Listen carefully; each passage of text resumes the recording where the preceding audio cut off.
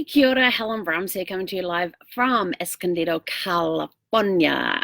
Hope you're having a super fantastic, sparkling day. My day, it was Monday today, right? Yeah, it's been a busy day today. My calendar was a little full, a little cramped.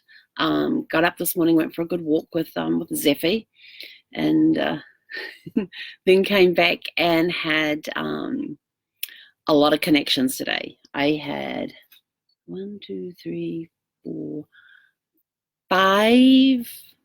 Zooms today with people all from Polka Dots, learning about their businesses and things and who they are and that sort of stuff. So just making those connections.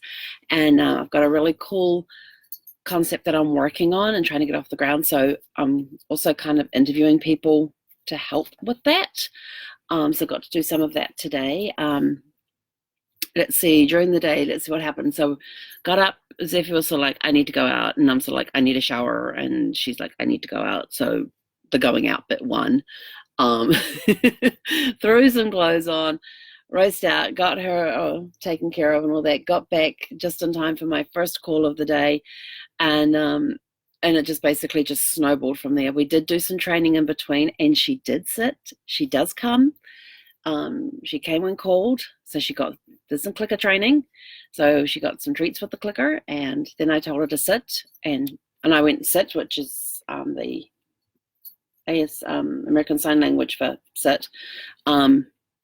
We taught Gus these signals as well from the American Sign Language. I'm not fluent in it. We just figured that if he ever got around anybody who was hearing impaired, then they would be able to give him commands like come and sit and all that sort of stuff. So using the same theory with the little one. And and the very first time I did it to her today, I just went, Zeffy, sit. And she sat.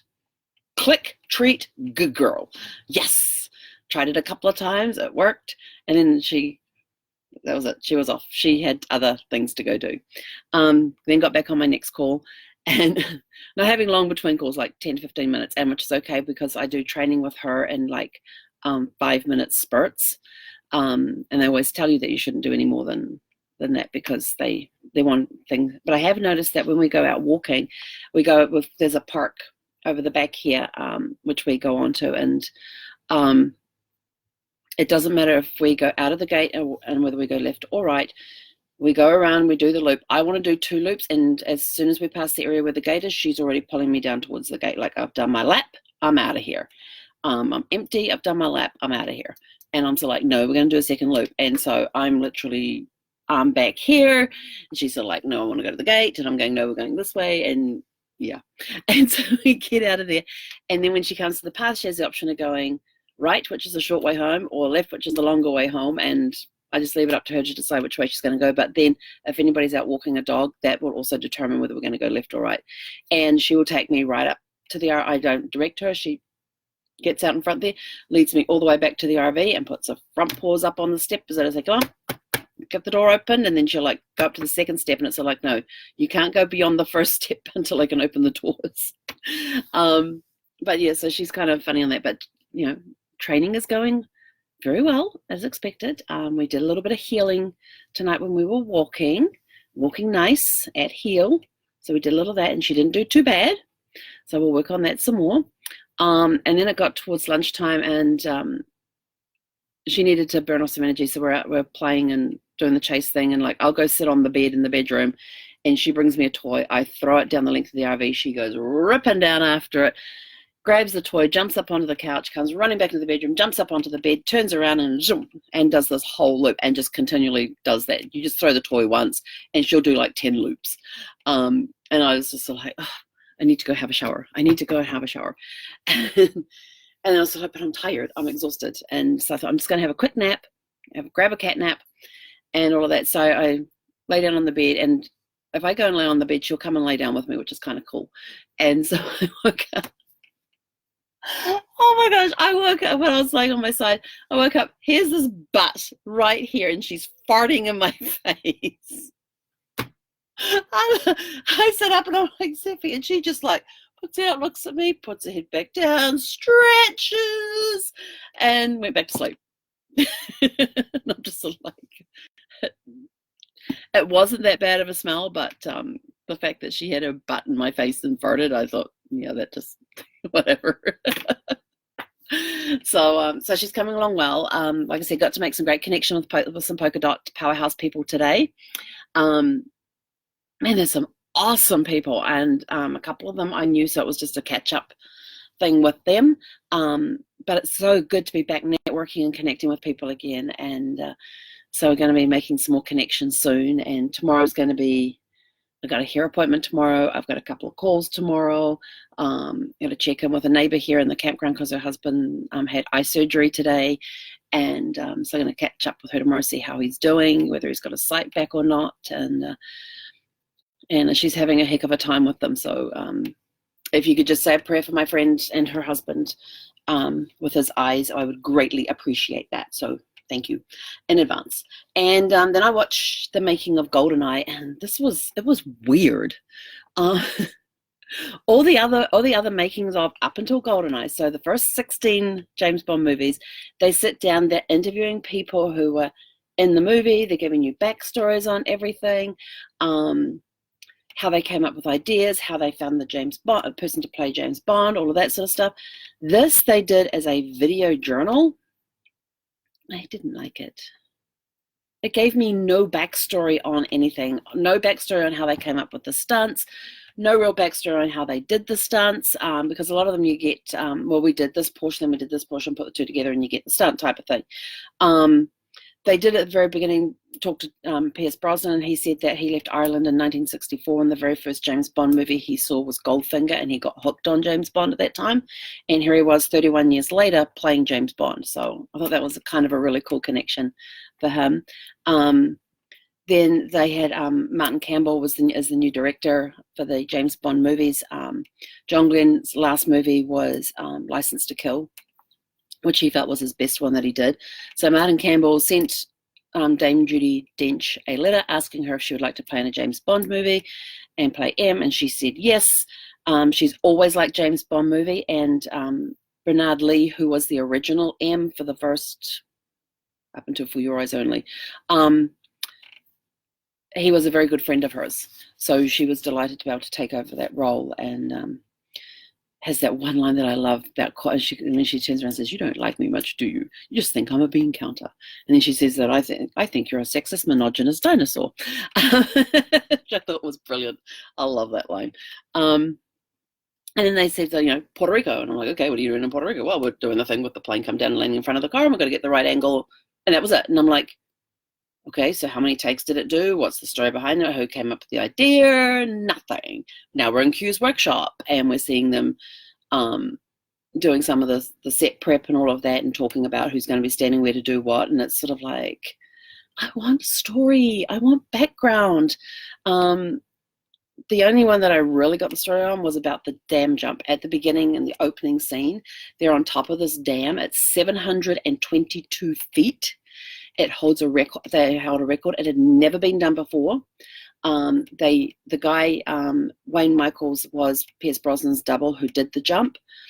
They did some test runs first because it's never been done before. They had to worry about the shock factor because the ropes were so long. They had to worry about the shock factor and all of that sort of stuff. They also had to, because of the length of the jump and the length of the rope needed, they could only use one rope once. And on the 14th of March, 95, they did one of the jumps, and he said he's standing there, and Wayne Michael said he was standing. This is about the only time you got story, that he was standing there, and out of his peripheral vision, he saw the crane driver, and he said just as he's about to leap, he sees the crane driver go like this.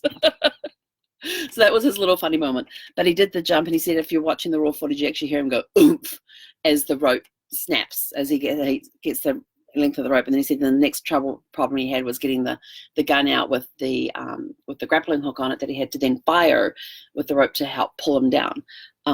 And then on the 17th of March, they did the final jump take and got it all on film on that time. And then on the 28th of February, so going back a few days in 95, BJ Worth was back again. I love learning about the stunts and stuff that he does. He does the aerial stuff. So he was the aerial coordinator. And they were talking about the motorcycle jump where they go off the thing, the piper comes down. James Bond comes off the ledge in the motorcycle and leaves the motorcycle behind and basically dives down towards the piper to grab hold of that and to get inside. So it was actually done in 2 different ways, because they did the motorcycle jump first, get into the plane, and then BJ Worth jumped out of another plane to then go down into this piper to be James Bond coming into the plane. And they had a ledge further down, which they had 3 cameras set up on to catch everything. So I didn't, and then that was it. And I'm like, okay, there's a whole slew of fight scenes, and there's just like this little snippet for the openings at the beginning of the movie. And I'm like, where's the rest of it?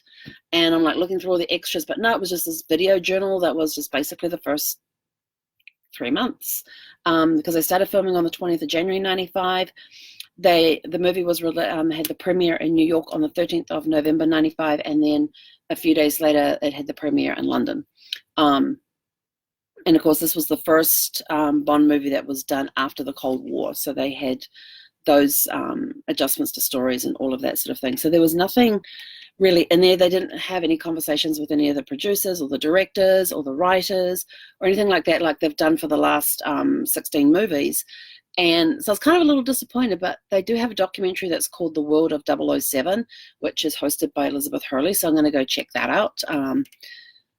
So yeah, I wasn't very impressed with the video journal thing because it wasn't really, to me, a making of, which is what I wanted. I like my making of. I like my stories behind the scenes. Come on, people. Get it right. So hopefully the other one, I don't know if they're going to do the other ones the same way, but I'll be disappointed if they do because I like getting them behind the stories and all of that. And, you know, how is it that, you know, why did Timothy Dalton leave and how did Pierce Brosnan end up as 007? None of that's in there. So it's just sort of like, yeah, I was kind of disappointed with the making of this one. Good movie, though. Good movie. Pierce Brosnan as James Bond brings in a little bit of all the previous Bonds. He's got that little dark edge that Timothy Dalton had. He's got the suave and sophistication that Sean Connery had and the wit that Roger Moore. He's got a little bit of all the previous James Bond in one. So you kind of got a little bit of all of them, which is kind of cool because I think he makes a great James Bond. I think he was good. Although my favorite is still Sean Connery. Sorry. But yes, I like all my Bonds, but my favorite is still Sean Connery. Which, hang on, it is what's today's date? The 25th. So there is 5 days left, 26th, 27th, 28th, 29th, and 30th, for you to get your answers private message only to me. What is the very first James Bond movie I saw and who played James Bond in that movie? And you can only submit answers by private message only. Your clues so far is, hang on, I got to go back to my little cheat sheet here. It did have at least 1 Oscar nomination. It was the very first movie I saw on my very first James Bond movie I saw on my very first date. What else can I tell you about it? I had another clue. I should write the clues down.